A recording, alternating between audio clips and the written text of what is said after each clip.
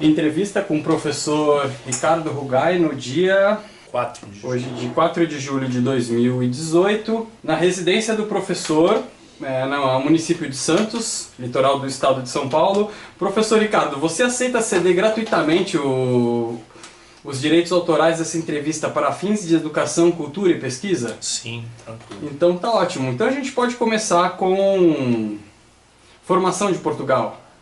Ok. Bom, o Reino de Portugal, né, tem uma formação muito ligada à expulsão dos chamados mouros, né, que eram os árabes islâmicos que ocuparam a Península Ibérica por mais ou menos 800 anos. Né. Toda a Península Ibérica, né, Portugal e Espanha atuais, foram ocupados pelos árabes e mais ou menos a partir do ano 800, né, o que seria hoje os portugueses e espanhóis foram reconquistando lentamente esses territórios, expulsando os árabes. Nessas guerras de reconquista, né, uma região, né, que a princípio era protegida pelo reino de Leão, né, e de Castela, que chamava-se o Condado Portucalense, que tinha a cidade onde tem a cidade do Porto, né, vai aos poucos ganhando autonomia, até que de condado ele vai ganhar uma autonomia completa e se transformar em Reino de Portugal. Então a origem de Portugal está muito ligada a isso daí. Nesse processo, Portugal vai ganhar uma feição muito própria, que apesar de ter muita semelhança com a Espanha em vários aspectos, tem muitas diferenças em relação à Espanha. Portugal vai ser o primeiro país onde o feudalismo e o poder do senhor dos feudais, o poder da nobreza agrária, vai ser suplantado pelo poder dos comerciantes, dos negociantes, dos navegadores, do que a gente pode chamar de uma burguesia nascente. Né? Então essa particularidade vai fazer Portugal se unificar precocemente em relação à Europa, ser o primeiro Estado moderno europeu. Eu posso dizer que, por conta da presença árabe, manteve um comércio vivo em Portugal, diferentemente do restante da Europa, do mundo feudal? Seria correto? Sim, é uma das coisas, né? Os árabes têm uma importância que a maioria das pessoas não tem muita noção da importância que os árabes têm para a cultura ocidental, né? Os árabes, em termos de astronomia, da matemática, estão aí os nossos algarismos, né, indo-arábicos com o zero, que eram absolutamente desconhecidos dos europeus, que ainda usavam números romanos de antigamente. A medicina árabe era muito mais avançada, né? Então as ciências, de uma maneira geral, dos árabes eram mais avançados. Boa parte dos textos gregos clássicos só foram latinos também, só chegaram e foram preservados até o Renascimento por parte dos árabes, que se dependesse dos reis católicos, né, do cristianismo ocidental, né, europeu, provavelmente teriam desaparecido numa porcentagem muito maior. Em relação ao comércio, muita gente atribui esse espírito mercador que muitos portugueses vão desenvolver e as técnicas de navegação, de orientação que os árabes tinham do deserto foram reaproveitadas para navegação no mar, né? Então, para muita gente, Portugal tem essa grande influência árabe, né? Portugal e Espanha sempre foram considerados povos, entre aspas, morenos pelos restantes dos europeus, né? A gente tem várias fontes e documentos onde europeus mais do norte acham estranha a cor da pele de alguns portugueses e espanhóis, que certamente tem a ver com essa mistura com os árabes, na pele, no jeito de viver e na economia. Certo, então quando Portugal inicia essa unificação, você comentou que vai haver uma aliança entre burgueses e nobreza. Conta mais sobre esse mercantilismo que está surgindo nessa época. Então, enquanto Portugal, até por ser um condado pequeno e que boa parte dele estava vinculado, né, geograficamente ao mar, Portugal tem uma economia muito bipartida, né? Tem dois setores econômicos na sociedade portuguesa. Um setor ligado à economia agrária, feudal mais tradicional, e um setor ligado à pesca, ao comércio, um setor ligado aos mercadores e com contatos maiores internacionais. Esse setor, né, era fortemente controlado dentro do feudalismo, né, nas demais regiões da Europa. E com as guerras com a Espanha, no caldo de guerras contra os islâmicos, tem disputas também entre Castela, Leão e o Condado Portucalense. Essa burguesia ligada mais à coisa do mar e das navegações vai ver aí a oportunidade de fazer com que esse condado ganhe uma autonomia completa, porque dentro do Condado Portucalense ela consegue ter hegemonia sobre o setor agrário. Então é isso que vai fazer Portugal unificar o seu reino. O rei, né, que era o conde português, Afonso Henriques, etc., ele vai se apoiar fortemente nessa burguesia comerciante contra a nobreza. Então ele é um rei, ele é de origem nobre, é de da dinastia de Borgonha lá atrás, mas ele vai ser um rei já numa aliança de rei com burguesia bem nos moldes clássicos que se considera no mercantilismo. Entendi. E aí o resultado disso foi a expansão marítima para a costa da África. Sim, Portugal já está interessado nesse comércio. Portugal tem unidade política, já ainda no final do século XIV para o século XV, Portugal é o primeiro país a alcançar uma unidade política. A gente pode dizer que é o primeiro Estado moderno. Então eles estão com, vamos dizer, a casa arrumada, ao contrário, por exemplo, de França, de Inglaterra e de Espanha, que estão vivendo guerras civis, guerras internas, não tem unidade linguística, de moeda, de leis. Portugal resolve os problemas em casa, tem a posição geográfica, né, que todos sabem, privilegiada, e se aproveita dessa posição para tentar empreender um comércio ultramarino com o Oriente, né, e a partir daí empreende as navegações, né. É curioso porque Portugal chegou a ser conhecido como Império da Pimenta, né? Quando a gente fala de especiarias de um modo muito genérico, a gente não imagina o que seja. Mas 80% desse comércio é pimenta, diversos tipos de pimenta, né? Então a história da alimentação e a importância econômica dos temperos, dos alimentos, tem muito que explicar sobre o poderio econômico que Portugal vai ter nesse período. E que vai acabar chegando no Brasil indiretamente nessa mesma empreitada. Sim, e como é que foi essa empreitada para o Brasil, nesse contexto dessa expansão de Portugal? Então, Portugal, a gente pode dizer que as navegações, né, elas têm uma dupla motivação, né? Tem uma motivação de busca por riquezas, né, na forma de pedras preciosas, de condimentos, das especiarias, e tem uma motivação religiosa, né? Existem várias interpretações sobre as motivações, e existem várias interpretações sobre se essa riqueza já é um capitalismo ou não, né? Na minha opinião, essa busca por riqueza tem muito mais um sentido político do que um sentido econômico capitalista, ainda é pré-capitalismo para mim.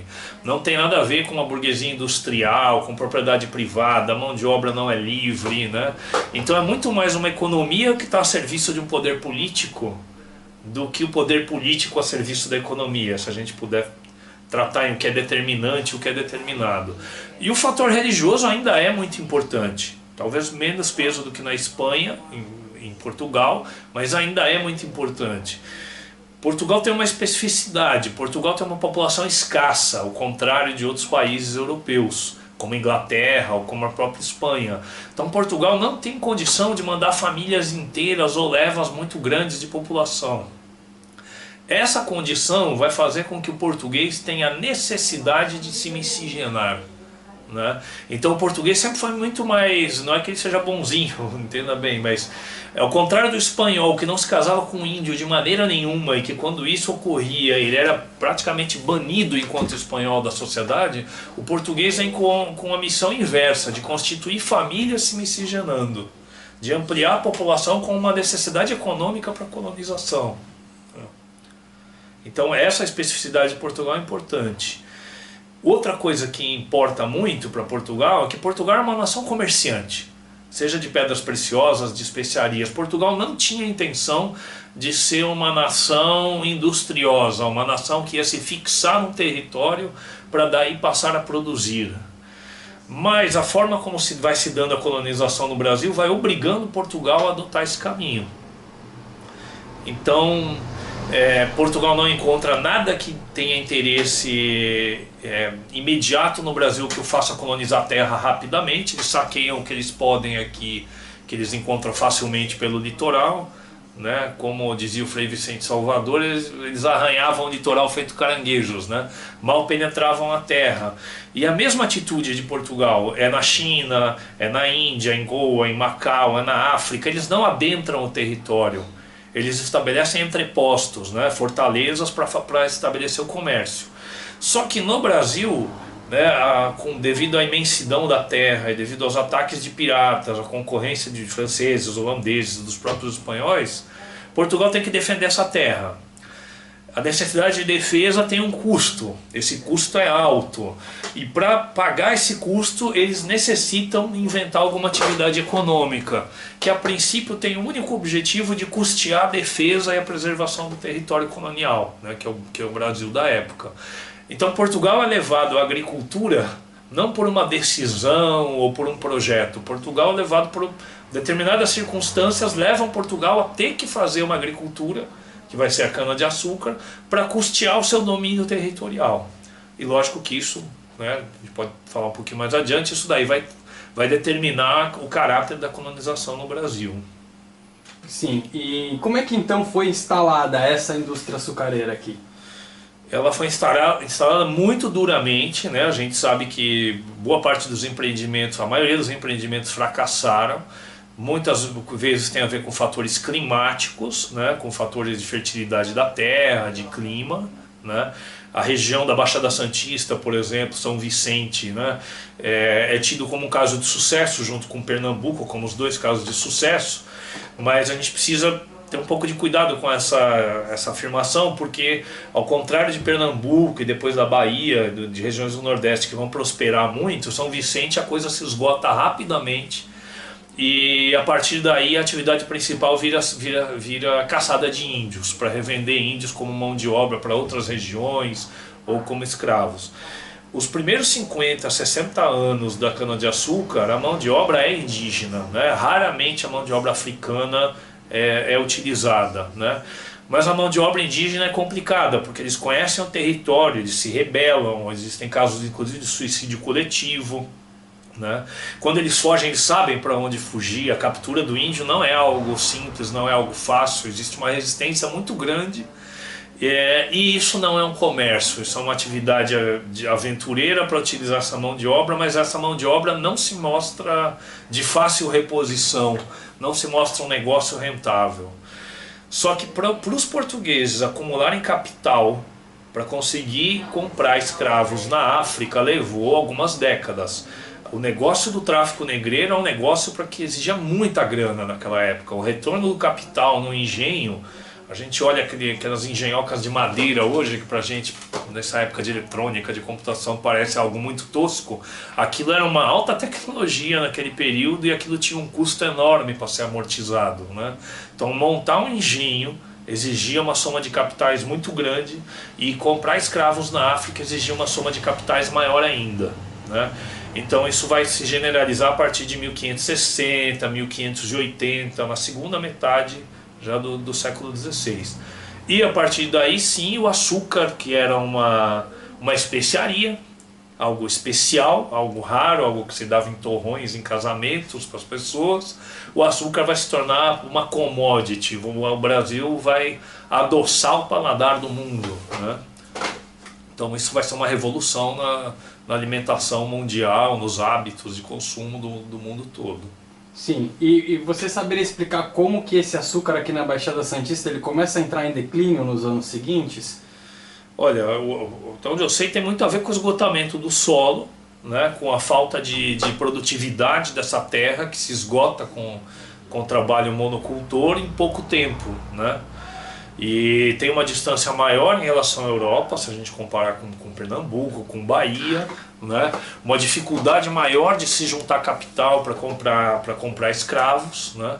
Então o sudeste brasileiro como um todo, né? O Rio, São Paulo, toda essa região vai se empobrecer muito rápido, vai ter uma época, vai ter um pequeno, né, boom econômico nesse início de colonização e depois vai ficar num abandono muito grande durante muitas e muitas décadas, né? A gente pode dizer que só em meados do século XIX é que o São Paulo vai retomar um dinamismo econômico. O Rio de Janeiro já é um outro caso porque tem a ver com a vinda da família real, com a transferência da capital, etc, né? Mas a Baixada Santista é uma região que tem uma descoberta muito precoce, mas isso não tem uma continuidade, né? A população se reduz, a população se dispersa, né? A colônia fica bastante largada, né, nesses tempos, né? A gente tira pelo esforço de construir fortificações contra os tupinambás em Bertioga, Sim, depois sim. com a União Ibérica reforça ainda mais esse sistema contra a pirataria, e um sistema muito avançado, composto por vários fortes, e depois a economia daqui ela vai entrando numa questão de subsistência. Sim, a gente tem até vários relatos, né? Alguns pesquisadores que já trabalharam como foram as abordagens dos ataques piratas no Brasil. Existe até uma incompatibilidade em algum momento entre o grau de avanço que era na arquitetura das fortalezas, das fortificações, e a penúria que era dos soldados, dos armamentos, né, do grau de atenção que tinham. Então muitas e muitas vezes os piratas abordam a costa brasileira assim com uma facilidade que nem eles esperavam, né? Tal era a pobreza ou a penúria do dia a dia em que se mantinham essas fortificações, né? Entendi. Mais alguma coisa, professor? Olha, eu acho que a gente podia explorar uma coisa, né? E é a importância que o Brasil tem, né, nessa mudança do paladar universal com o açúcar, né? Tudo isso está colocado no rol drogas naquele momento, né? A gente entende drogas como substâncias ilícitas hoje, mas drogas naquele momento era tudo que alteravam as sensações, né?